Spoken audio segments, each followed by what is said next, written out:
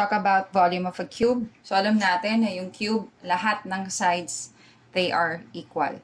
Lahat ng measurements. Okay, so parang 2-dimensional ang square, 3-dimensional yung cube. Nagkaroon na siya ng height. So, ang formula ng volume sa cube is simply V is equal to S cube. Ayan. So, since ang side natin, this is the side, given is 6 centimeters. So, substitute lang natin yung 6 centimeters. Ganun lang. So, volume is equal to 6 centimeters. And then, naka-cube. I suggest na isulat na ninyo yung unit so that hindi nyo na makalimutan. Kasi yung iba, kahit volume yung hinahanap, akala centimeter squared pa rin, naka-square pa rin, or wala nang nilalagay. So, kung nalagay nyo na yung unit dito and then quantity cube siya, final answer, makikita nyo, yung centimeters dapat naka-raise pa rin sa 3.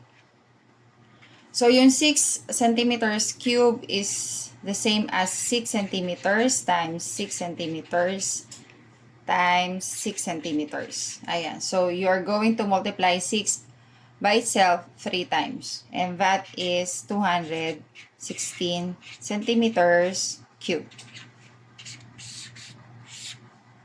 Ito kahit wala na ha, sa solution nyo ha. Pinakita ko lang sa inyo kasi baka lang may magtanong paano naging 216.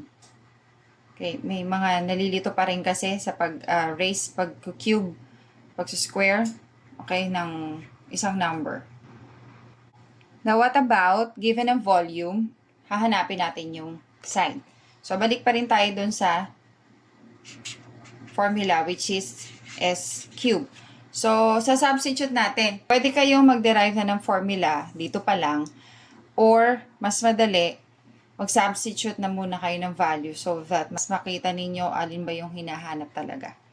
So, since volume is given, so instead of writing V, we are going to write this. 343 meters cube or cubic meter. And then, yung S hindi natin alam.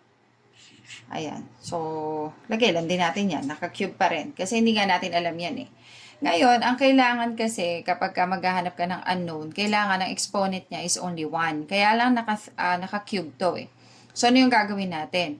Sa ganitong case, ang gagawin natin is to extract its cube root para maging S na lang to. So, i-extract natin yung cube root nito so that makakancel out yan. S na lang to. Pero, since equation yan, kailangan dito din, extract natin yung cube root niya. Ayan. So, matatanggal na yan.